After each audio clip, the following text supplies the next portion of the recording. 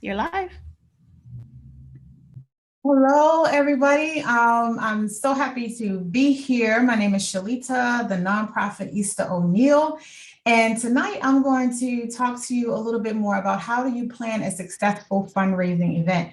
I have been in the nonprofit space for about 20 years and have done so many different events.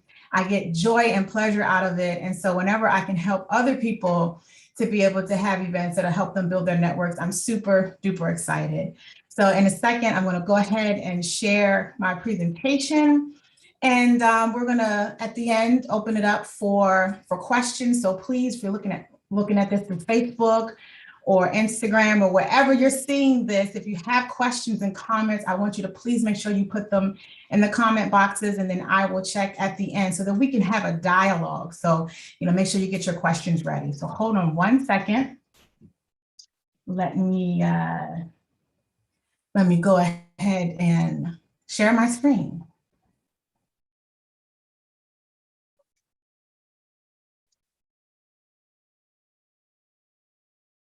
Okay, so like I said, I want to talk a little bit about planning a successful fundraising event. So I gave you a little bit about who I am and why I'm here and what makes me qualified to be able to talk to you about this. Like I said, I have 20 years of nonprofit experience. A lot of my work has been in the child welfare system, working with youth who are aging out of the foster care system. So by nature, I'm a community organizer.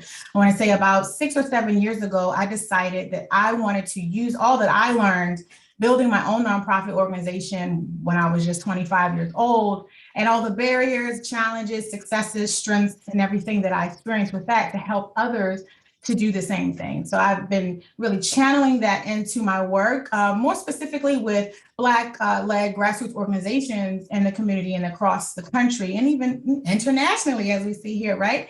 So I get joy out of doing that. I'm also an entrepreneur. So I have my own business. It's called Grow Charity Events, where we work specifically with Black-led grassroots organizations to help them build their nonprofits, capacity building, technical assistance, but we also center holistic health and wellness as well. And I'm an author of a book that I just released not too long ago called Choosing Peace, One Orphan's Guide to Healing from Childhood Trauma. And I am a spiritual herbalist. So I bring my love of gardening and just nature into the work that I do with nonprofit organizations. I love how nature has a way of healing us, and for us to be able to return back to what that means. I try to do that whenever I possibly can. I'm also a wife. I've been happily married for 14 years. We just celebrated our anniversary last week. And I'm a mother of a wonderful, soon to be 11-year-old boy named Amani. So as everybody, right, there's the intersectionality between who I am. I wear so many different hats, but I'm happy to be here with you tonight to just give you some insights on events, because I believe that events are very, very important because you meet people and you get to build relationships, because fundraising is all about relationships.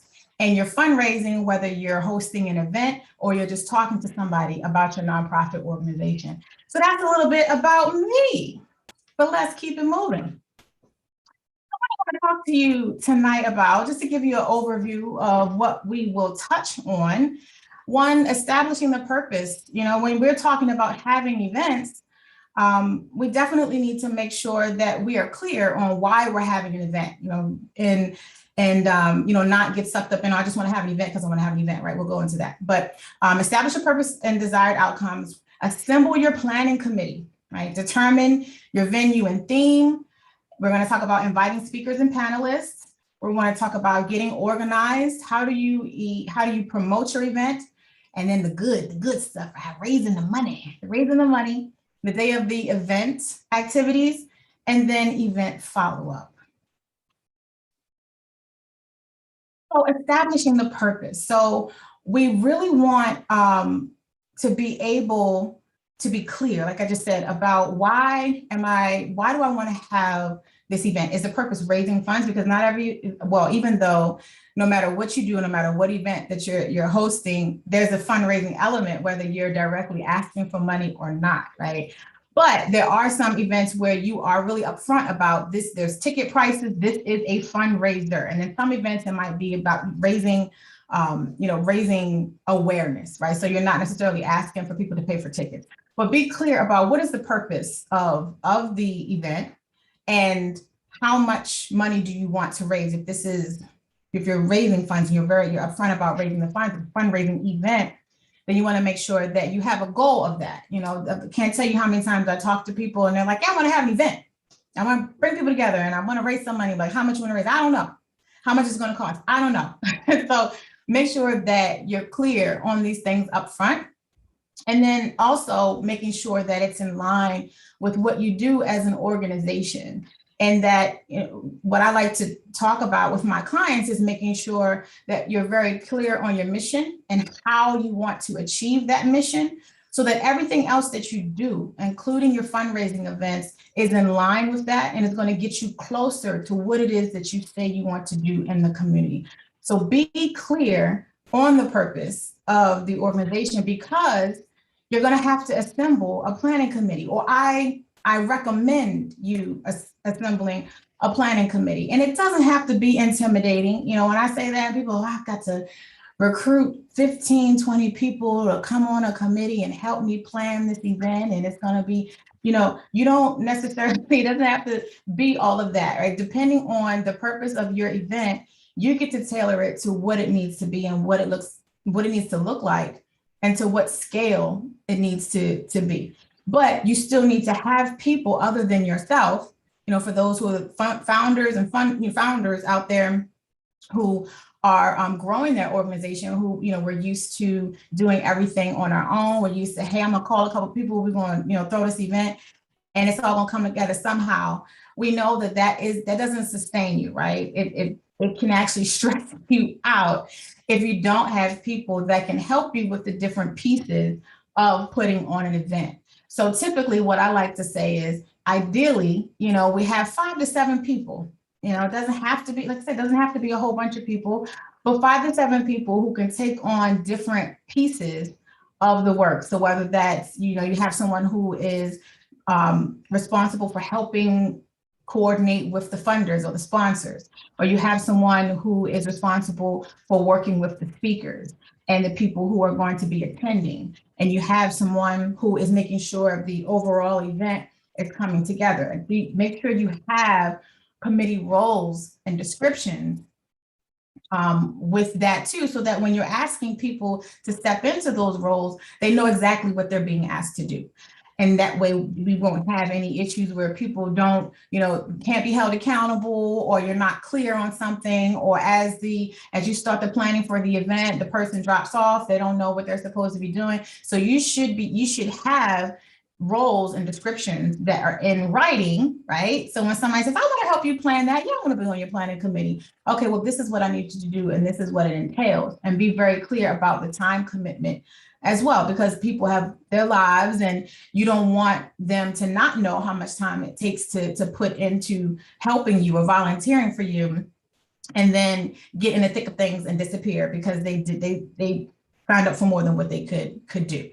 Right. So make sure that you have those roles and descriptions. And I actually have a nonprofit template, Heaven, which I call, that I've compiled a bunch of different templates, which include planning committee descriptions, itineraries, scripts, all of that type of stuff too. So so making sure that you have your roles and descriptions, and then making sure that the planning committee is actually meeting. Right. So depending on how far in advance, which I advise that if you're going to have an event where you really want people to come out and spend some money, that you have 6 to 12 months in advance of doing that. And, be extra conservative, 12 months, right? You should have more than enough time to organize and identify the right people that need to be on your committee, making sure everybody's on the same page, and then making sure that you are clear on what the purpose of the event is, and that you have an opportunity to brainstorm about, all right, well, who else do we need to be a part of this event? What sponsors do I want to reach out to? Because we'll get to that too. They need some time and a heads up if they're going to be supporting you. So yes, so make sure you are consistently meeting with the committee. So, we lose planning committee members. So you don't get, we know this with anything, planning committee member, board members, things change for people. It is quite all right. And that's why it's always good to make sure you have people who you can then tap to bring in, to fill in that, that void or that vacancy if and when that you need it, right? So it's completely all right. But that's why you make sure you vet new planning committee members. And so part of the roles and expectations that I shared with you is to see, people can make a decision as to whether or not they want to, or they can, or they're equipped to be able to step into a planning committee role if they have the time, if they have the expertise, if they even want to do it up front. And if they can't do it, then they can, they self-select out, right? So you want to make sure that you have that and you're vetting new people, new planning committee members. And you also want to make sure that you have a non-disclosure agreement, or some people call it an NDA, for people who are coming on to help you, because they're going to have access to very sensitive information about your organization, possibly, right? Or inside information that you don't necessarily want to be shared.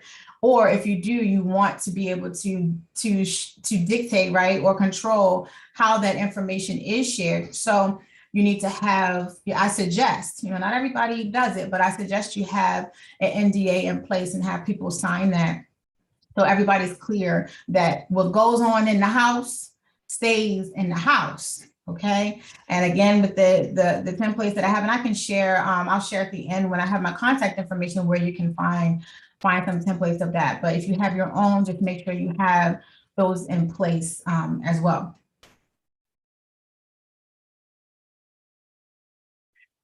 So now we want to talk about, and let me make sure I'm popping over into the chat too, over here, so I can see here with, if you have any comments, I can just pop over there and see and address them. So next, you want to determine your venue and theme. Now, look, I know we're still in the midst of COVID, and different states or different, countries have their different protocols for COVID. And so it could complement things and make in-person events a challenge. So we have to be prepared, backup for virtual events. And I've had to do that myself. And it's a different experience, different things that you have to take into consideration. There's pros and cons to each, but for you to be clear on which type of event are you having and what's the theme of the event. And so if you're going to have it in Zoom or with your virtual event, there's other things that you have to take into consideration, like, okay, well, you want to make sure that you are as interactive as possible with your events. So being creative about how you can do that, whether that's sending things ahead of time. I've seen people who have events and they'll send a box of different things, maybe candies or maybe some prints, depending on the type of event that you're having, some swag for people who have registered and paid money ahead of time to be able to get those things while you're having the virtual experience, using software where people can do polling or word art, or they can be interactive or interacting somehow with everyone, again, depending on the type of event, because if you're having a webinar, that might look a little bit different. But, when you're thinking about your venue and theme, it's going to be specific to your situation. So, keeping that at the forefront. And then when we're talking about in person, like I was saying about the COVID guidelines, there's things if you're going to have an event in person, making sure that if there's any mandates from your state or local government about mask wearing or distancing, that when you are throwing your event or when you're promoting your event, that you are very clear on your website and other marketing materials that that is something that's going to be put in place and enforced, because that's also going to determine whether someone's going to be comfortable or not, attending your venue or your event in person. So be thinking about how are you going to handle these different circumstances, and so that everyone who wants to attend in one way, shape, or form is able to do so, and do so be comfortable with it. You might even want to have a hybrid event where you have, part of it is in person. And if you are limited by COVID regulations or how many people you can have in a space, you can, have maybe, stick to the regulations that have it in person, but then also have a virtual component. So people who don't feel comfortable being in person can also participate online. That takes a different level of planning, so you're going to need, it's pretty much planning 2 events, but in one, but it can be done if you, going back to your planning committee and going back to the people that you have that are supporting you to help you make this happen, you're mapping all of this out ahead of time before you start announcing to people or sharing with people that you're going to have an event. And as I said before, make sure that it's in line with the mission of your organization and be creative about it. Not to say that galas and golf tournaments and, things like that are not, and concerts are not good events, because they are. And we know that they're proven to bring in funding. We also know it takes a whole bunch of work to put into those types of events. And so you need to have a really strong planning committee for that. But also, people get tired of, people want some creativity, right? So if you, if you're depending on the mission of your organization, I always go back to that, because you want to look at who are you trying to engage with your fundraising events. Who is your audience? We know we want people who are going to come and give money, but you also want to think about your stakeholders and your clients and the people who you're serving. You want them to be able to be a part of it too. Is this an event that they can participate in, that they'll take joy in, that they want to invite people to? Are you doing something that they can bring their family to, right? So if you're an organization that provides services to families, but you having events and fundraising events where people can't bring their children all the time, is that really going to help you to build the relationships that you need, or get the people in the room that you want to be in the room? Because ultimately, and I'll keep driving this home, is it's about relationships. Events, it's not just an event to just have an event. It's not an event just to take pictures and say, look what we're doing, we're having an event. It's not enough to, and I'll give another example.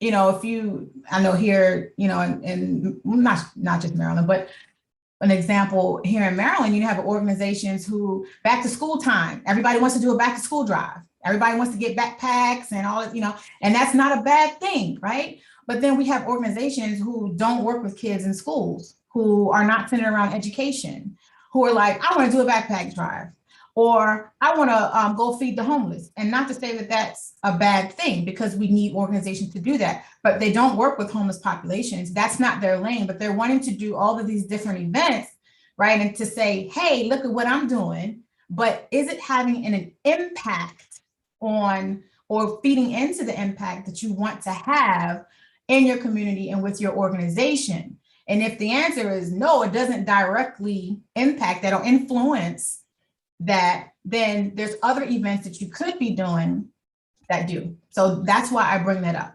Don't just be having events just to be, I'm raising money, I'm gonna do this because I'm gonna get some money here, I'm gonna get some money there.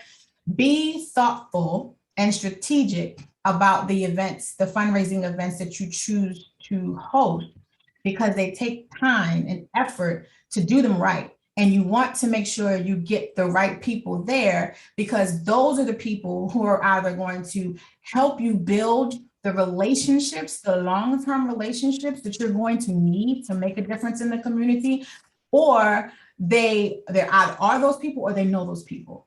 And so, this event is a way to bring them together, but it's not about the event, it's about the people. So, I don't want to keep on trying to drive it home, but I just want to make that very clear. Make sure it's in line with the mission of the organization, with the event that you're doing, and be creative about it. Okay. I'm checking to make sure you don't have any questions. Oh, yep. NDA, yes, make sure you have that non-disclosure agreement. So people are clear.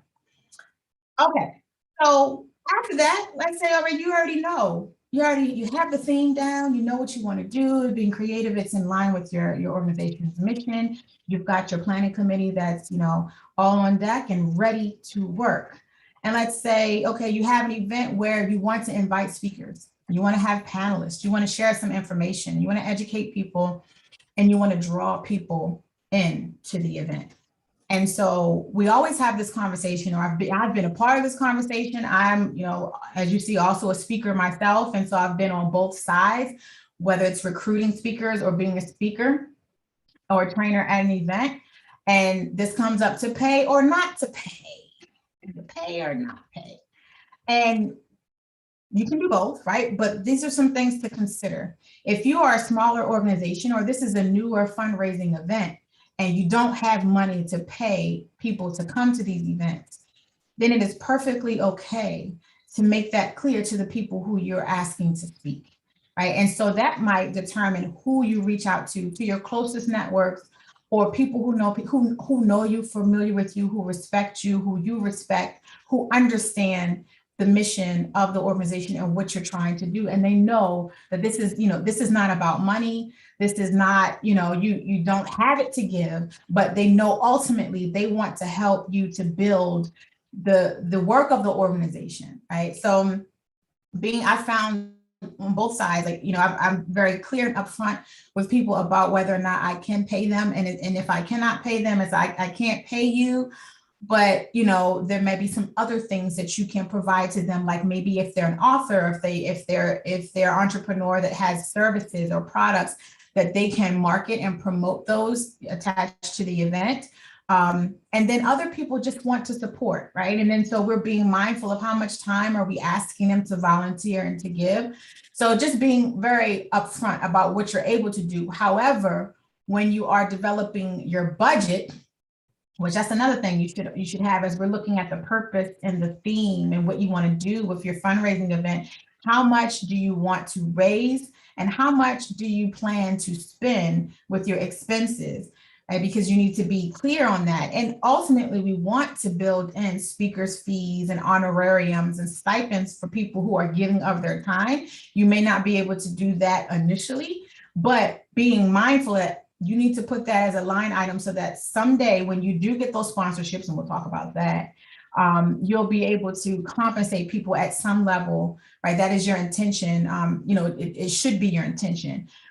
Also, when we're talking about what kind of presenters are you asking for? So if you're asking for someone who is very well known, who is a keynote speaker, and you're bringing them to your event because you know that they're going to draw people and you are charging for tickets, and so you anticipate that this person is going to draw in a bunch of folk, more than likely they have a fee, right? And you expect that they're going to give you their speaker's fee, and they may discount that, or based off of their own preferences, but be expected to pay someone like that whom you don't have connections with, right? Because I've had events, and we have an event coming up, and I'll tell you more about it later, October 9th, called the Visionaries of Color Nonprofit Summit.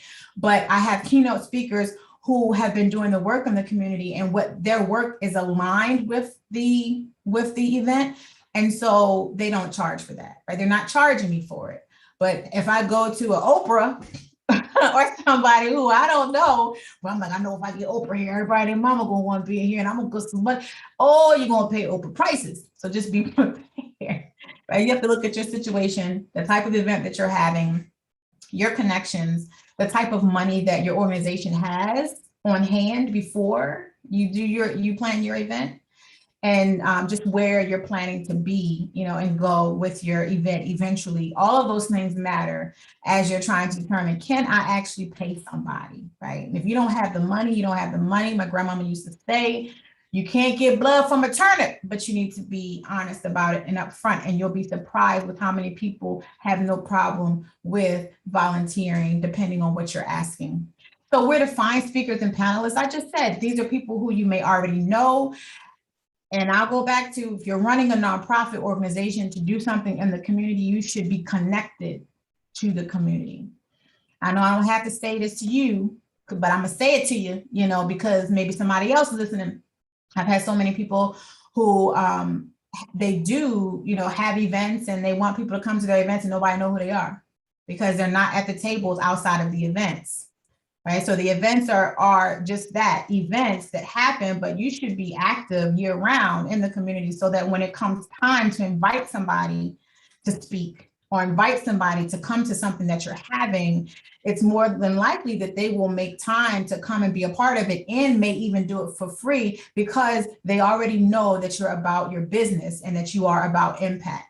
So there's that, you know, you're pulling from the people whom you already know, respect, and who can lend to the purpose of the event, right? Always aligning it with the purpose of your event and the theme of your event and how to invite them, you know? So it's just a matter for me, when you have that pool of people who you have been working with in the community, or, you know, who know someone who, you know, who you might want to invite, they can make a warm introduction for you. But I just pick up the phone with folk and be like, hey, I'm having an event.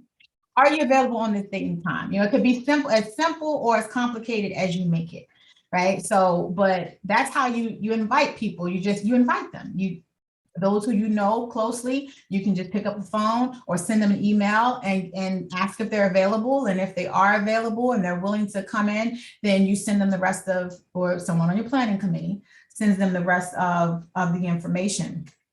But if it's somebody who you don't know and you do have funds to potentially to pay them to come in and to do this event or to play some sort of role to speak or be a panelist, then, you know, the same way, send an email to them, reach out to them. But first, what I like to do is always with your planning committee, check in to see who knows who. You can have an idea, a wish list of the people whom you want to come and speak, and then you run that by your team, your planning committee to say, does anybody here knows any of these people or knows somebody who knows somebody? And if they do, then they can reach out to them to make that warm invitation. That's how I do it. And it has worked. And then you also want to make sure you're managing your speakers and panelists. Okay, so after, whether they're connected closely to you or not, right? You still want to make sure that someone on your planning committee is engaging with them, making sure they have all the information that they need to be prepared for the event, that, you know, whether it's before, during, and after the event, that you are following up with them, because you're going to have subsequent events. And just because it's the right thing to do, number one, but number two, you're nurturing relationships, not just with the people who you are inviting to your event, but also for the people who are taking place in your event and making sure, or participating in your event and making sure that everything is coming together for you, are just as important as the people who you are inviting. So get organized.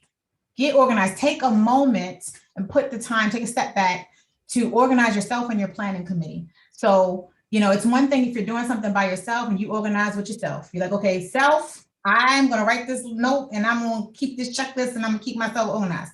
But when you have a planning committee, or when you have other people who are responsible for helping you to make something successful, you need to make sure that there's a way that they can communicate and get information and that it's streamlined, so that they're not trying to, you know, spending time trying to find information or wasting time trying to find information. That time should be going into the planning of the event, not trying to find and scramble and get information to help them with that. So consider project management tools. So I use Slack, there's Monday.com. I really love Asana, and that I don't have on here, but Asana is a wonderful project management tool, not even just for events, but just for work in general. Airtable.com, which is a glorified Excel sheet, and I love it. You know, it's interactive. You can invite collaborators. You can have everything in one place. Whatever that is for you, just make sure that you have and that you're using a tool that can support the planning committee and other people who are supposed to help you. Have an event itinerary. So, you know, I have templates for all of that. just how are things are supposed to flow from what time to what time, like making sure all of this is written down and in a place where your team, your planning committee can find it, and that they have access to changing it for those who are, you know, that's their role. And that I also find having an event script is helpful too. So if you're having an MC, a master of ceremonies, I like, you know, mistress of ceremony, a little queen of ceremony, a little mistress of ceremony, the queen of ceremonies, king of ceremonies. I digress. But whatever their title is, so they can also take a look and say, okay, well, boom, this is the flow. This is when I say this. This is when she's going to say that. This is what we're going to change over to this part of the event. These are the behind the scenes resources and tools that you can use to make sure that everything, as much as possible, flows smoothly. So, and event promotion. So, you know, depending on the type of event, the media don't always have to be at stuff, you know, and now media means something different than it did 10, 15 years ago.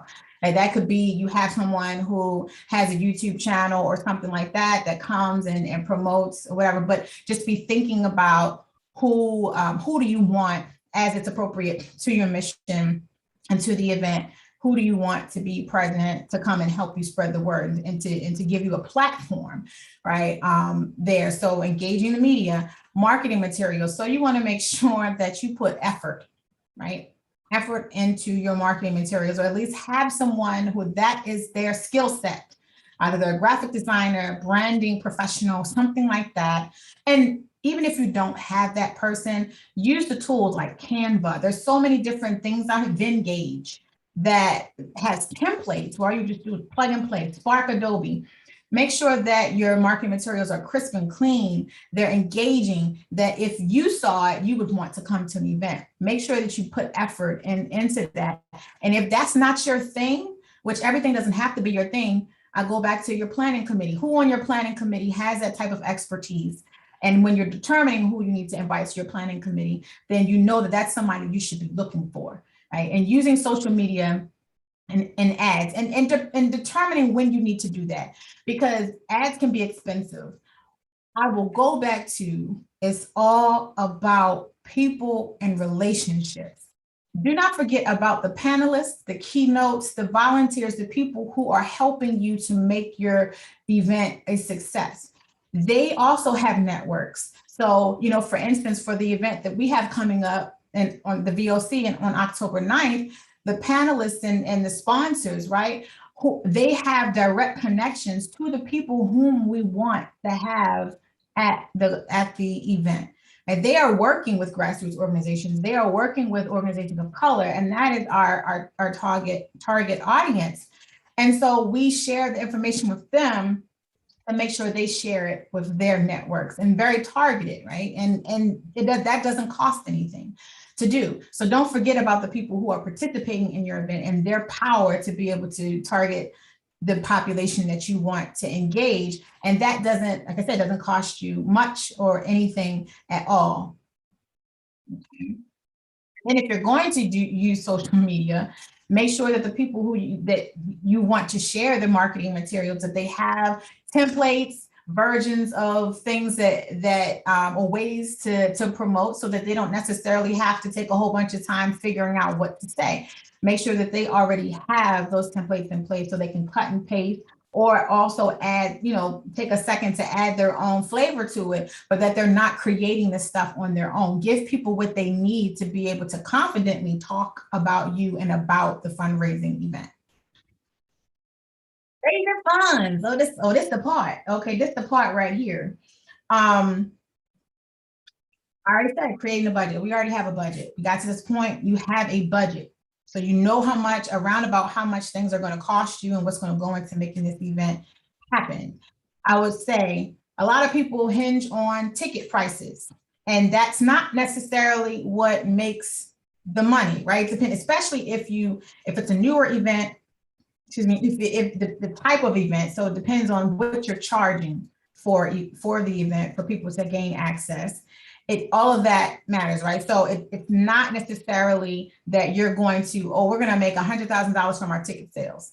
The money comes in from sponsorships, corporate sponsorships, foundation sponsorships. So you need to be coming up with a plan on what companies or organizations care about what I'm doing or my work or my mission or our causes, our missions align in some way. And you may already know this because you go to other people's events. I hope, other nonprofit organizations or other leaders in the community are having events, and they have their sponsors listed for everybody to see.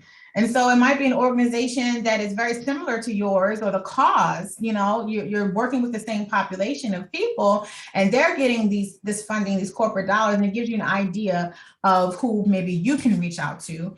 And again, going back to your planning committee and saying, these are the list of the companies that give to causes like ours or events like ours, and who knows who can connect me to who, or who can connect us to who can reach out. You start there first, and then, make sure that you have a sponsorship deck. So you have levels, what does sponsorship look like? If I have $5,000, you're asking me for $5,000 to give to your event, and our missions align, well, what do I get for that? What is that? Do I get my logo listed on your banner? Do I get to talk for a couple of minutes at the event? Do I get 5 or 6 free tickets so I can bring my friends because I'm a sponsor? What does that look like? But making sure that you're coming up with that plan and you're giving them enough time to be able to respond. So you can't have an event in a month, right? Unless you know someone who is at the foundation or the corporate, the company who makes decisions, and they're like, oh yeah, I got you. But if that's not your situation, you need to give people at least 6 months of a request. You put a request in, right? And typically you want to make sure you do that either the beginning of the year or towards the end of the year. Start looking at who do you want to approach or engage for next year, right? So they might have spent all of their money in their budget in December or around this time, right? Maybe they don't have money in the budget, but they know that everything's going to be replenished in January. And so you're planting a seed right now. And so they might have some money for you next year. But you have to get on top of that and be intentional about it. Vendors also bring in funding, but again, it's not like vendors are going to be the leading, revenue source for your event, but they are important, and it's something that you should make sure you include in your revenue model and think about how many vendors do we need to invite, what are the vending prices that we need to charge, et cetera. And then we do have registration, that which is self-explanatory. These are the different ways that you can raise funds. So day of the event, what I want to touch on is the experience. People will forget what you said, but they won't forget how you make them feel. Okay, so make sure that you pay attention to detail when people walk through the door or join the Zoom room or whatever platform that you're using. How do you want them to feel? Is it you got an artistic element to it? People step in and they're like, oh, or they click in and they're like, oh, wow, I got some music playing. I got some visuals going, that's upbeat. I got some, pay attention to that. And they're like, oh, buy a ticket. Oh, okay. And then people waiting. And then, somebody come up, how you doing? Thank you for coming. And no, being intentional about engaging all 5, well, I say 6 senses, because the 6th sense is that intuition. You want that feeling, that connection that people, oh, I want to be here and I want more of this organization past this event, right? So with the day of the event with vendors, making sure that there is somebody on your planning committee that is handling that. The vendors, the speakers, everyone knows who is the liaison to make sure that everything is coming together. You might want to have giveaways and raffles for people, right? To do surveys. You're gonna have your swag bags that you're giving out to people, and that's another way to raise funds too. That's so as far as raising funds, is you can have it so that small businesses or businesses of any size can pay to have their pens or pads or whatever in your swag bags. People will do that. People will pay for an ad in your program. And like I said, those types of things, every little bit, everything adds up. But if you're talking about, oh, I'm gonna make a whole bunch of money off of ads, that's not necessarily the case, but they matter. All of these pieces come together, right? Making sure that you're thinking of, like I just said, event surveys and evaluations. You want to gauge and capture how people are responding to what it is that you're providing, so that for future events, You'll know what to do, what not to do, maybe some new ideas on what to implement. And then also you want to use that, especially talking about nonprofits, and we're submitting grant proposals and we're trying to engage funders, and they want to know, well, how do people respond to you? You can use this information to make a case for, or to paint a picture for what you do in other ways. Activities, make sure it's an interactive, like I said before, whether it's in person or whether it's virtual. You're thinking about, how am I engaging people throughout this event and tying it back into the theme and the mission of the organization. And you always want to make sure that you acknowledge everyone. So if you have an MC or whoever is going to be holding the mic and making transitions, and make sure that they know to thank the sponsors and thank everyone that made the event possible. That also includes your volunteers and your speakers, right, and the people who are attending. Right? Start on time, end on time. I don't care if it's 2 people. I've learned that the hard way, because those 2 people who have made a commitment to be at your event, it's disrespectful of their time. If you're like, oh, I want to wait, let's wait a half an hour, 40 minutes for the people who aren't here. If they're not there, they're not there. You get started. Just trust me on that one, right? Start on time and end on time. Don't worry about people who are coming in and out. I've made those mistakes. They're like, you need to come in and be a part of it. No, they paid their money. They gain their access. Let them do what they do. Make sure that you have guides and timekeepers. So whether, again, this applies to virtual, in-person, and also, well, in person and virtually, you want to have someone behind the scenes or people behind the scenes that are paying attention to the chat box, that are responding to people in the chat box, that are keeping track of time and when transitions are supposed to happen, right? And also, I was speaking to planning committee roles, making sure that everybody is on the same page and everybody has a copy of that event itinerary and the script, and that we all know what's about to happen, right? And making sure that you have someone that's dedicated to troubleshoot. So if there's issues, you have a dedicated person that everybody knows what their contact information is. Everybody knows who this person is, so they can go and see this person, so they're not wandering around trying to get some support. And then no shows, there will be no shows. Virtual, in person, is going to happen. There's just some things, and if I'm being redundant because you've done a whole bunch of events, then you can attest to this is true. No shows will happen.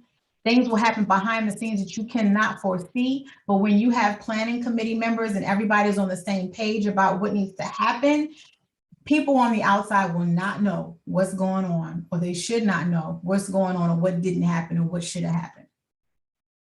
Event follow-up, and this is what I'll end on, and I'll open it up.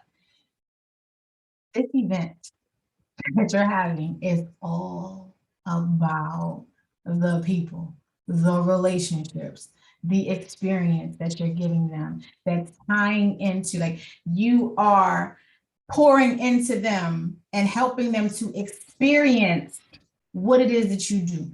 You have clients who have been speaking to the people that are there. So if you have an agenda and you have a program, you making sure that you are incorporating your board members, you're incorporating the people who have been directly affected by your work, so that they can share firsthand why this event is important. Refocus people on the purpose of the event, because I've seen events where people, they got their family that come out and the family don't care 3 cents about about what the mission of the organization is. They sitting there, they just come and they don't want to pay nothing. They just kind of show up. They may not be the target audience, right? Sometimes you have to refocus and say, look at these are the children, the young people, the families, the lives that we have changed. Whether you have them speaking, you have maybe their story or the bios on a card, on the tables. You are featuring and uplifting the work at every single turn, so that when those people come to your event, your fundraising event, they will give of their money. They pay their ticket, but they will give you more at the event. I've been at events where I've spoken at a golf event, and people paid their tickets, they get the raffles, feel all comfortable and all special and bougie. And then I get up and I share my story about being in foster care. authentic, connecting them, reminding them this isn't about you rubbing elbows with somebody over who own a company. You are here because you're changing lives like mine, right? Your money, your donation that you give is going to A, B, and C. There are people left and right raising their hands, giving $8,000, $10,000, $5,000 left and right from my story. And so making sure that every opportunity you center that and remind people of why they're there. This isn't just a good time. This is for a purpose and for a cause. So with that, you make sure you follow up with everybody that made the event possible. It's not just enough to send an email and say, thanks for coming. Here's a couple pictures on social media, which is important, but being mindful of who are the people there that express an interest in digging a little bit deeper and wanting to be involved outside of this event. Making sure you have their contact information and making sure right afterwards, within 48 hours, you are following up with an email to say, hey, thank you for coming. I want to follow up and take you up on that meeting, that lunch, that whatever, to just dig a little bit deeper, that you are following up with them. And sometimes it doesn't necessarily have to be you, because everything can't be you as an individual. Your planning committee, which should also be comprised of your board members. Right, your board members, those who are able to help. Okay, I'll call this person, I'll follow up with this person. At the event, they should be schmoozing and they should be having conversations and planting seeds and cultivating relationships so that afterwards the organization is following up on them. What would be helpful too is to make sure that ahead of time, because things get really hectic afterwards. After the event, all the other things you have to worry about, you having to send out emails. You're like, what? Because that has happened to me too. I'm like, 2 weeks later, I'm sending out emails because I should have thought of this ahead of time. You can schedule or draft up email templates ahead of time so that when all you got to do is press send or change a couple of words and send it out. So that's one less thing on your plate. Try to think ahead of time. Okay. And then if you can, make sure you already know what the next year's date is going to be.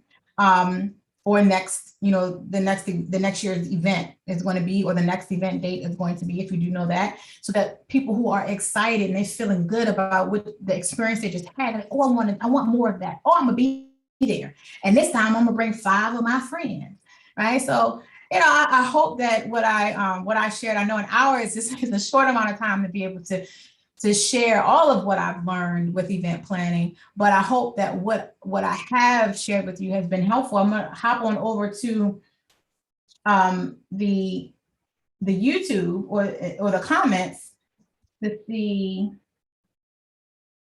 what if there's any, what comments you got, any questions that you have. Alan Gray said, thanks for the tools. Absolutely. You laughing what I say? I know I said something. You was laughing at me. Yes. I'm going over here. Any questions that you have? Any suggestions, right? Because it's not about being an expert on this. We all have different experiences with putting on events, and we all learn different lessons that we can share with each other. Is there anything that you've learned? And I'm gonna check the chat too. Yeah. Anything that you have learn from putting on events, or want me to explain a little bit more about something I've already shared? Okay, you said, okay, what's the NDA? So NDA is a non-disclosure agreement. So that's what you have planning committee members, people who want to say, I want to help you plan this event and be on your planning committee and be all in the business and stuff like that.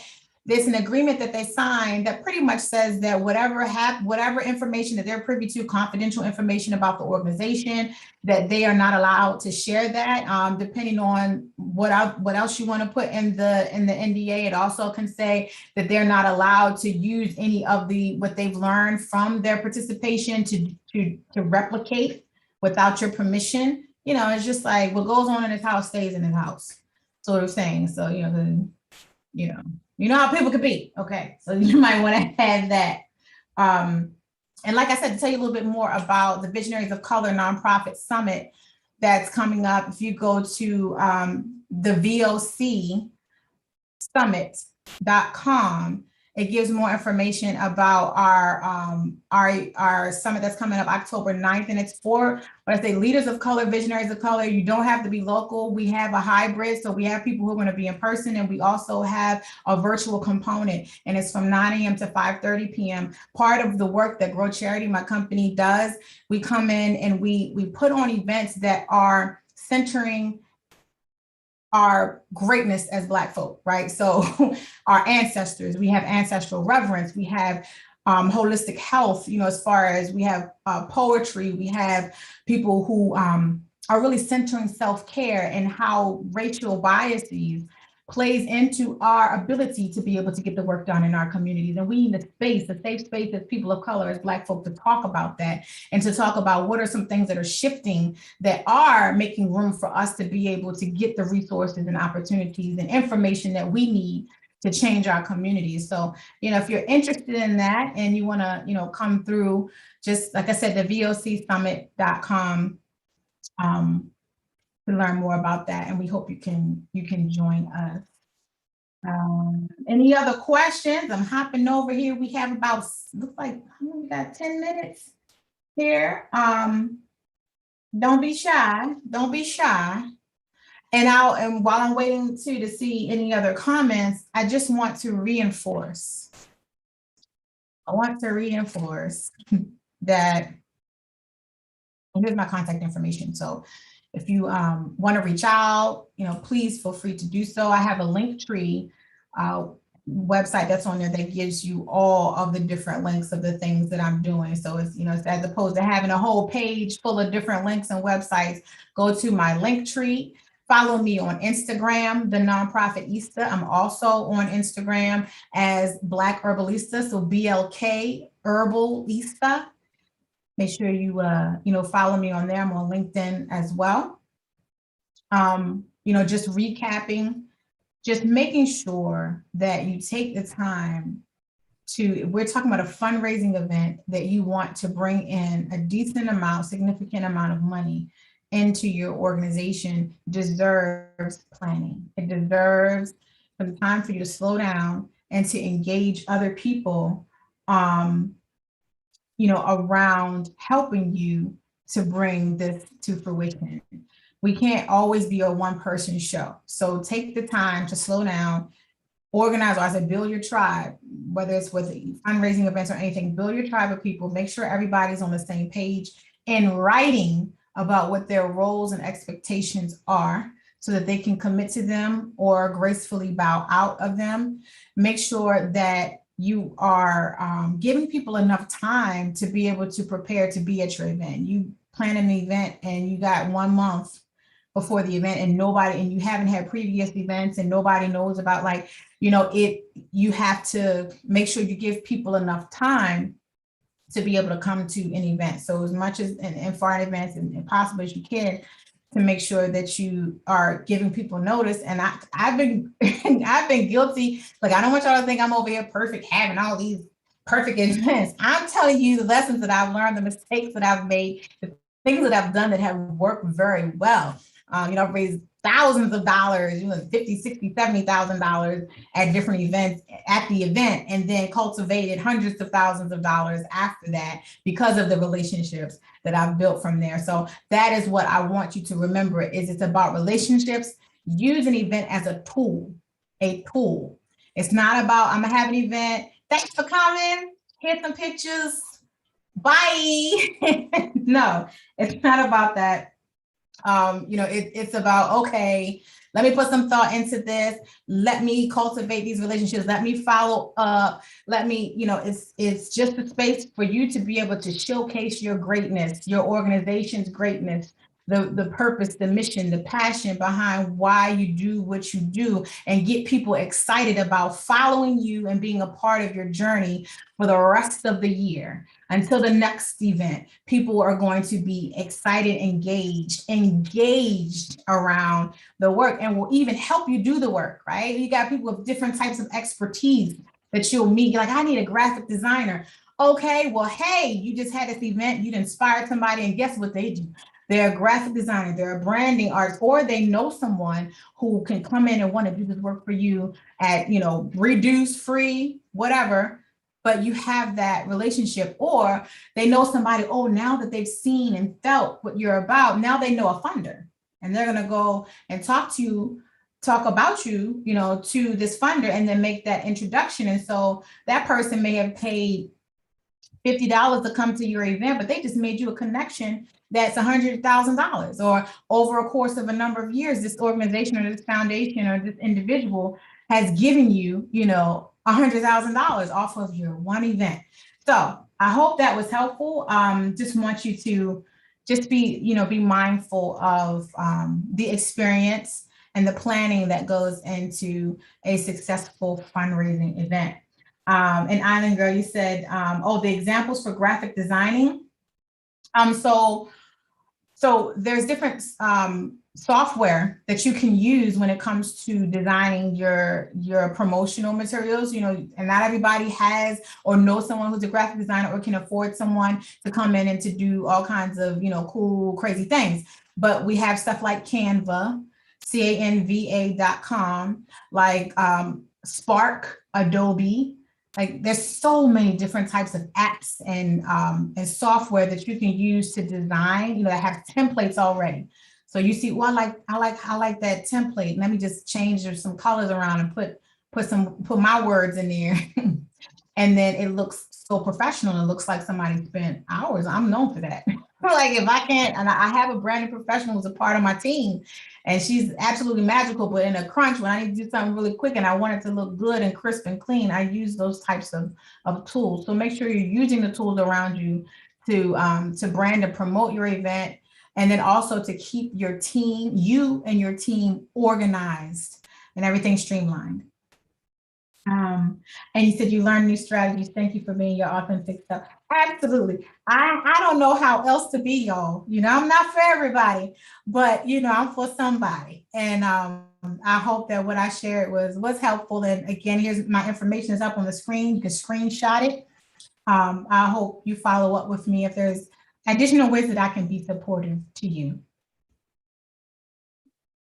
Oh, look, listen. So I'm excited to even be on this platform. I'm not from Jamaica, but I'm gonna tell you, I'm gonna share something with you. Coming up, I shared a little bit. I was in the foster care system, but coming up, one of my best friends was Jamaican, and we're in high school, and his parents' house became a safe refuge for me.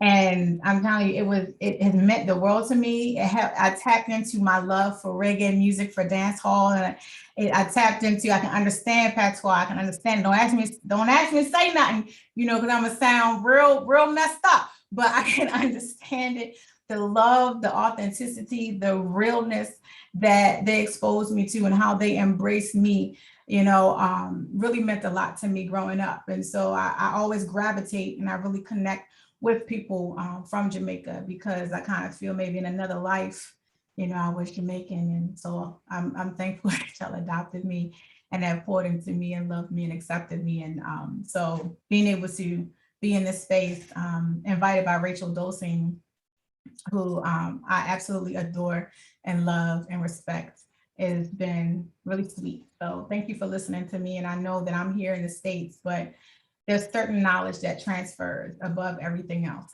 And I hope I've been helpful. That's all I've got for y'all today.